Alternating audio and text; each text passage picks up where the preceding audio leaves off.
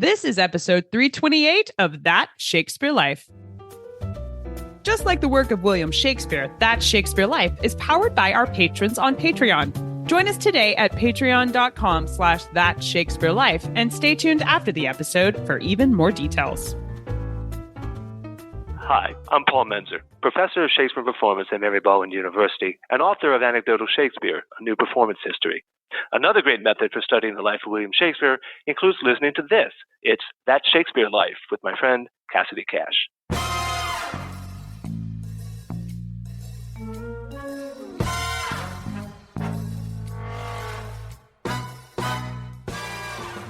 Well, he's known as one of the fathers of chemistry rather than pharmacology because he saw the whole process of health, healing, and nature, not as the learned physicians did, as a form of balance, but he saw it as a form of process. Welcome to That Shakespeare Life with Cassidy Cash. Cassidy believes that if you desire to successfully learn or perform Shakespeare's plays, then understanding the real life and history of William Shakespeare himself is a must. That Shakespeare Life is the podcast that helps you go beyond the curtain of some of Shakespeare's most iconic works and explore the world of early modern England as Shakespeare would have lived it, learning from the writers, historians, and performers who know it best. And now, here's Cassidy. In the late 16th to early 17th century, a medical movement saw a meteoric rise in popularity known as Paracelsianism. Based on the writings of a physician who had died in 1541, the movement developed quite a cult following, with many claiming Paracelsus was able to work miracles of healing. Debate over the legitimacy of Paracelsus's work became so heated that some Europeans were even executed just for owning one of his books. Shakespeare takes aim at this cultural divide in his play All's Well That Ends Well, when in Act 2, Scene 3, Lafeu and Parolles have a conversation about miracles and arguments, with Lafeu saying, "They say miracles are past, and we have our philosophical persons to make modern and familiar things supernatural and causeless." Parolles calls this perspective the, quote, rarest argument of wonder that has shot out in our latter times, with Lafeu responding it is of, quote, both Galen and Paracelsus. This scene is Shakespeare's only use of the word Paracelsus, while Galen gets used elsewhere repeatedly, even alongside Hippocrates in Merry Wives of Windsor.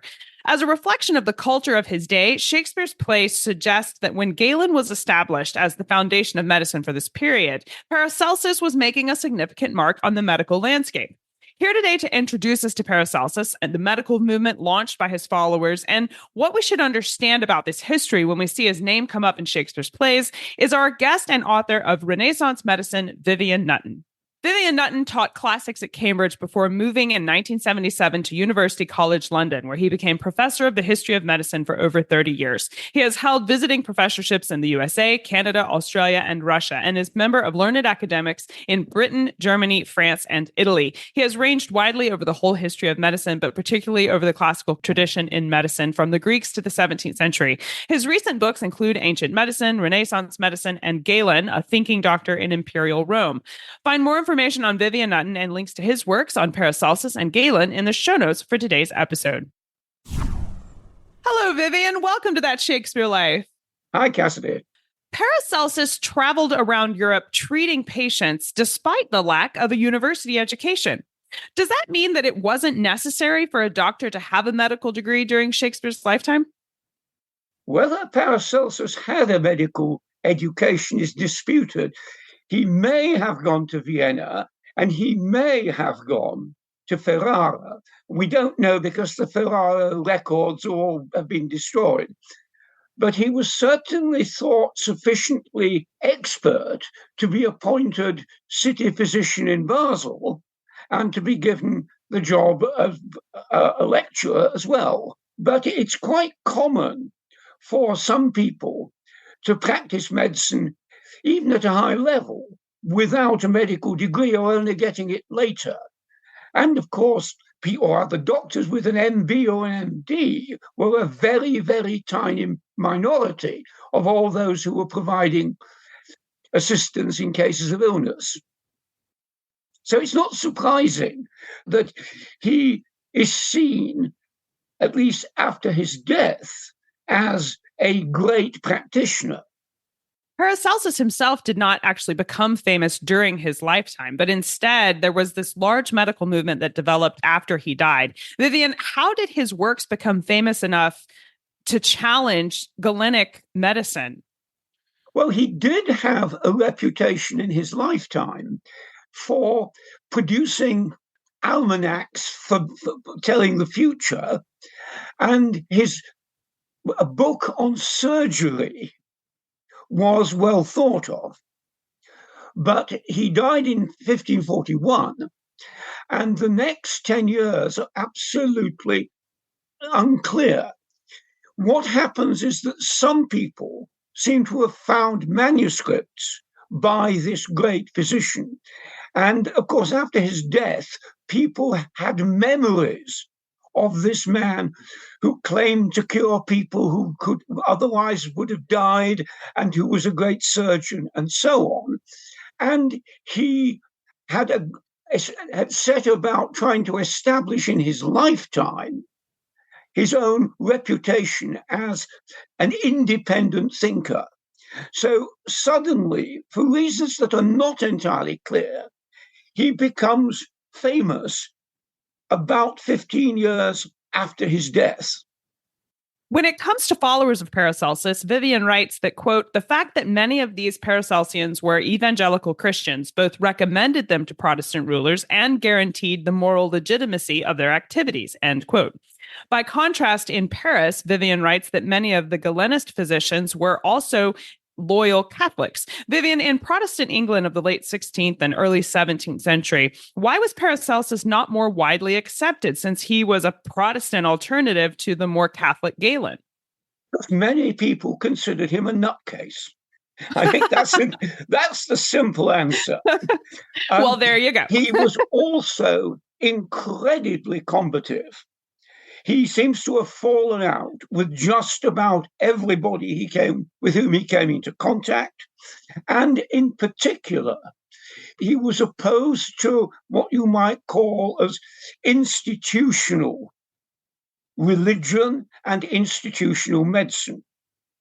And he preached a new type of medicine that placed far more emphasis on Christian belief than on book learning, but also could disappear off into the realms of alchemy, spiritualism, and so on. And it's also true that many of the Protestants who might have supported him tended, shall we say, to be on the less evangelical end of the spectrum, so that there was opposition within the Protestants against, particularly when they saw him and his followers as stirring up resentment against the upper classes, against the MDs, and so on. So there's a sense in which his own combative nature and the specific ideas that he has about medicine cut across anything that any, shall we call it, learned physician would normally have believed. So being Protestant wasn't enough if you were an out-and-out radical. You have to be a particular type of Protestant, in that he does believe that you don't need books. God has planted everything in the world, and if you believe correctly, if you look correctly, with God's help, you can penetrate into the very secrets of the world that God has created. Now, that's a very personal religion, and not everybody goes down that route. Vivian writes that Paracelsus's work was filled with case records showing the use of chemical remedies for a wide variety of different ailments. Vivian, this sounds like modern day pharmaceuticals when we look at these things, and it looks like if Paracelsus's methods worked and people were healed, that those methods would be embraced. So explain for us, why was Paracelsus' reliance on chemical remedies received with this kind of skepticism instead of being celebrated, and why Paracelsus himself isn't known as one of the fathers of modern pharmacology?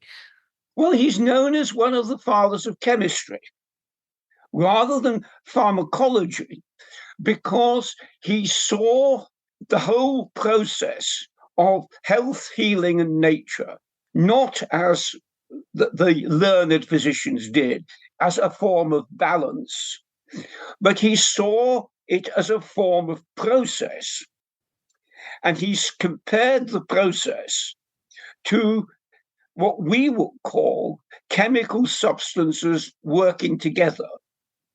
So he talks about the three parts of the body: mercury, spirit, and sulfur. And they correspond not just to our chemical elements, but to what he sees as constant movements within the body.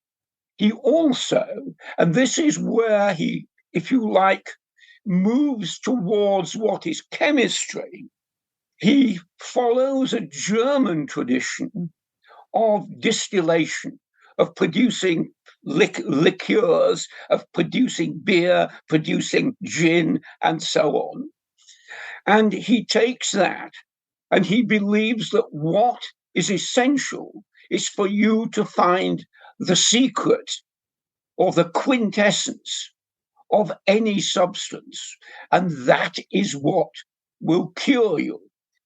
So you have to, if you like, carry out chemical experiments in order to understand what is going on.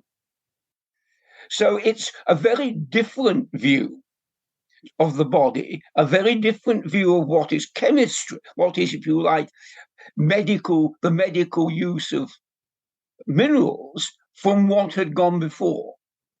Vivian writes that Paracelsus's method of relying upon, quote, a range of salves, ointments, and powders, many of them mineral in origin. Typically, it combines wonderful modern insights with others that appear extremely strange, end quote. Vivian, tell us about Paracelsus's suggested methods of treatment and what made them extremely strange. There are two things, one of which I've just mentioned, which is that the whole world has been created by God with signs, so that if you got, shall we say, if you got a yellow disease like jaundice, you're going to need a yellow or mineral to counteract whatever it is, because that's what God, the sign that God has put in the world. Similarly, he works by analogy, so that if you have, shall we say, a kidney stone, he believes that you need to cure it with the aid of other stony substances. So they could be mineral rocks, or they could be, in fact, crab's legs. And he has some very strange substances, including something called mumia, which comes from dead bodies, because he believes that what killed them can also kill off whatever is killing you. And he believes in this universe in which everything is tied together by signs and symbols, and in which you don't apply the opposite treatment. So if you've got shall we say, if you're hot, you don't necessarily apply cold water, but you apply something hot, which will then cure it. So you can see how it's a combination of some very interesting ideas about chemicals and how they work, with a very different view of how the world is put together from what is the standard view about humors and elements and all the things that you learned at university. In 1569, Conrad Gessner wrote a book that Alan Debut calls The Elizabethan Compromise to Paracelsus. Vivian writes about this, saying that it encouraged the introduction of some chemical drugs into the practice of Orthodox Galenist physicians, end quote. Vivian, what is the Elizabethan Compromise? And were some Galenist doctors using remedies that were developed by Paracelsus? The compromise is first that many of the Galenic doctors saw Paracelsus as using the drugs that they themselves had used. He's using it in a different way, but the drugs themselves are potent. So, and Gessner was a very good self-publicist. So he's the first person, basically, to use a lot of Paracelsian remedies in his own, if you like, learned pharmacological guide. And this is translated quite early on into English. And over the next 30 years, there are various attempts by learned university physicians to bring in the Paracelsian remedies and to bring in a certain amount of Paracelsian theory, because the notion of something like the quintessence is quite useful, because it just shows you can reduce dosage. So that's where the compromise goes.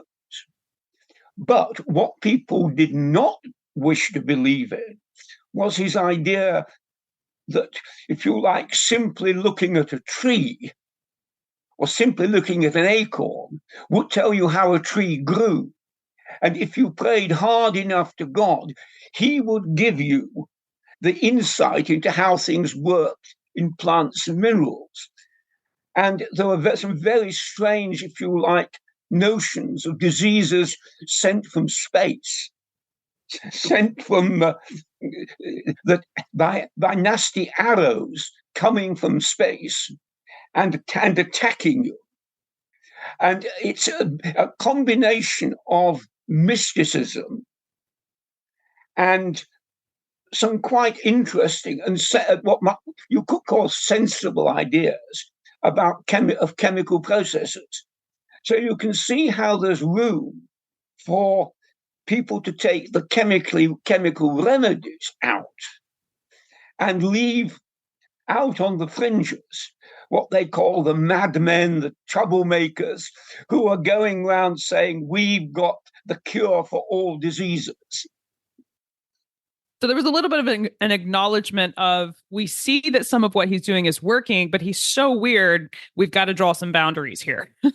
Well, the great Paracelsian scholar, Lafeu and Parolles, wrote a wonderful paper many years ago called The Value of Rubbish, in which he argued that you can't understand Paracelsus entirely in modern terms, but many of his ideas about things, arrows coming from out there in the heavens, would have seemed to people at the time perfectly reasonable.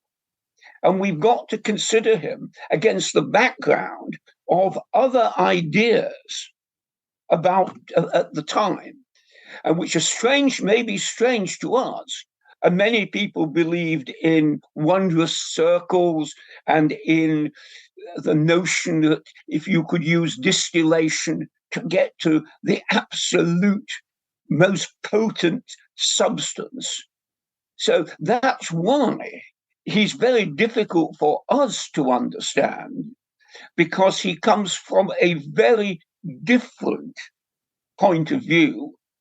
And in fact, it's only in the last 20 years that we've begun to understand, if you like, the religious background to it, because we've done more work has been done on, if you like, the evangelical fringe, with whom he has much in common. Vivian writes that one Paracelsian doctor named Theodore Turquet de Mayerne moved to England in 1610 to become a doctor to none other than King James I. Vivian, tell us about how this doctor came to work for King James. Was Mayerne a Paracelsian doctor? And further, was he a Catholic? Oh, no, he was a Protestant. He was a French Protestant, and he had a stellar career in Paris. he became doctor to Henri IV, the French king, who was accused by the Paris faculty, which is very Catholic, of bringing in chemists and Protestants to be his personal doctors. And there's a great row going on in Paris. And when Henri IV is assassinated, this is the moment that Mayerne flees to England because he's got contacts there who've known him in Paris. And he's a very impressive figure in both his energy and his learning. So it's not surprising that he comes to, if you like, the Protestant court of James, and particularly when the Scottish court had been more sympathetic to Protestantism than was certainly some of the Elizabethan court. So it's in a sense, he flees to England and then continues his stellar career in the Royal College of Physicians and as doctor to the royal household. But he was practicing Paracelsian medicine, or did he follow Galenic? Oh, he's very much. He is very much on the, shall we say, the compromise style. His methods, his treatments do include mineral drugs, and he does introduce mineral drugs into the big pharmacopoeia authorized by the London College of Physicians, of which he's a leading member. But he doesn't get involved in the theological arguments that some people did. And his view of Paracelsus is very different from that of, shall we say, Robert Flood, who's a much more mystical character at the same time. And so one can see how his reputation as an effective physician would secure him a place in the royal household. And he could then forget all these weird and wonderful notions that are found in, shall we say, minor works of Paracelsus. Well, this is a really fascinating look into the circles of medicine that were going around and just the not only intellectual debate, but even the conversations around methods and treatments. And are we going to follow Paracelsian thought? Are we going to stick with Galen? And the mix and compromise that was going on here for the medical community and even specific doctors like Mayerne? I know we would love to learn more about the history of Paracelsus and the history of medicine for Shakespeare's lifetime. And you are a wonderful person to ask. Where should we start when we want to learn more? Well, there were two fairly recent books, one by a short book by Bruce Moran called Paracelsus, and another recent one by Charles Webster, who is probably the English expert on Paracelsus and the intellectual world of the early 17th century. I've got a chapter in my own book on Renaissance medicine, but I think Bruce Moran's book is much more accessible, a very good, accessible exposition of what is an extremely difficult subject, even for experts. And Moran manages to make it clear what's going on, and he tells you a lot about how other people at the time are taking ideas on chemistry from Paracelsus and, if you like, developing chemistry in new ways. These are excellent resources, and we will place links to these and Vivian's work on Paracelsus and his entire collection there of Renaissance medicine. You can see that in the show notes for today's episode, so hang on for the URL for where to find those. Vivian, as you know from your last visit with us, we ask everyone this next question here at That Shakespeare Life, and you're welcome to choose a new book since this will be your second visit to That Shakespeare Life's deserted island. But the question is, what's the one book you would take with you on a deserted island? My friends in England tell me I'm supposed to allow you the complete works of Shakespeare and a copy of the Bible, so your choice would be in addition to those. That's always the most difficult question, not least because it keeps changing. The answer keeps changing.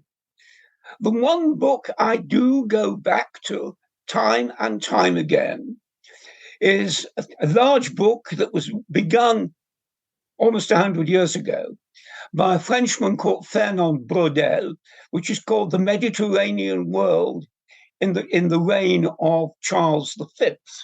It's a history book, but you actually don't get to history as you might think of it until you get to volume 2 in the English translation. And the first volume is a wonderful description of what it's like to live into the 16th century, whether you're a shepherd bringing sheep down from the mountain in winter, whether you're a merchant in Seville, counting your coins and looking waiting for the spices to arrive from the Indies, or whether you're a fisherman in the Channel. I love it. It gives me an idea of space and time. And it was one of the first books to take that big, if you like, ecological perspective.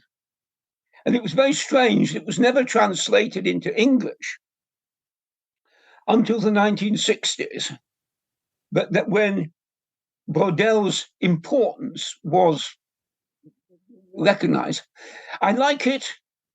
It's not always right, but it's fizzing with ideas.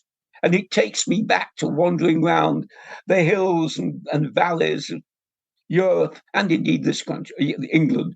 Well, I think any book that's fizzing with ideas and able to transport you to exquisite places is an excellent selection for your deserted island, for sure. I think that's a good choice. So what's next for you? What are you working on now that you're excited about?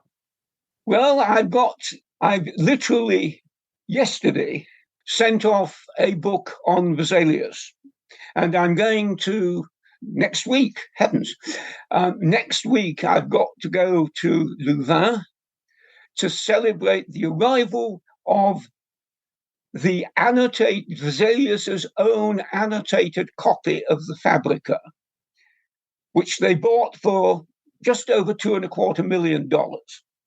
If you've got, as one does. And been working on this and other books on Vesalius's writings for the last 15 years. And so this, in a sense, is a culmination of what I've been doing. After that, what am I going to do? Well, I've got things on antiquity I want to finish, and I may even write up part of my own autobiography. And that surely signifies the end of my academic life. Keeping up with many exciting projects over there. It sounds like you've got lots of fun things coming up in the works for you. Vivian Nutton, we thank you so much for joining us today and helping us understand Paracelsus and his place in the life of William Shakespeare. We've enjoyed this introduction to Paracelsus and his works, and I appreciate you taking the time to be here and share it with us. Thank you. As promised, all the links to the resources Vivian shares with you today, along with more information on his work and how you can follow all the different publications there are about Paracelsus and Galen, are packed into the show notes for today's episode. The URL for that is CassidyCash.com/episode 328. While you're on our show notes page, if you would like a more in-depth look at Paracelsus, Galen, and the history we're talking about today, including some copies of some of the manuals that we've mentioned and more information on the doctors, the one that worked for King James in 1610, and visual extras like woodcuts and portraits and primary documents that go along with this. If you'd like to really dive into some of the more meatier things, then use the Become a Patron button on the show notes page to join us as a patron or log in if you're already a supporter of our show. And all of these extras will expand right there on the show notes page. Again, that URL is CassidyCash.com/episode 328. That's CassidyCash.com/EP328. That's Shakespeare Life is made possible by listeners just like you who sign up to be our patrons. Patrons of our show get insider access to the making of our show, including the opportunity to submit your own questions you'd like asked in an upcoming interview. Plus, there's bonus history content that goes along with every episode, special insider extras like virtual tours and animated versions of Shakespeare's plays, along with an entire library of educator resources, including lesson plans, worksheets, and activity kits that make it easy for you to take our podcast right into your classroom. Find out more and sign up today at patreon.com/thatshakespearelife. That's patreon.com/thatshakespearelife. That Shakespeare Life is researched and produced by me, Cassidy Cash. Our audio engineer is Gary Mayholm. That's it for this week. Thank you for listening. I'm Cassidy Cash, and I hope you learned something new about the Bard. I'll see you next time. Bye-bye. Thank you for listening to That Shakespeare Life. As always, the best conversations happen after the episode over at CassidyCash.com. Become a part of a vibrant Shakespeare conversation by adding your voice over at the website. Until next time, remember, when you want to know William Shakespeare, you have to go behind the curtain and into That Shakespeare Life.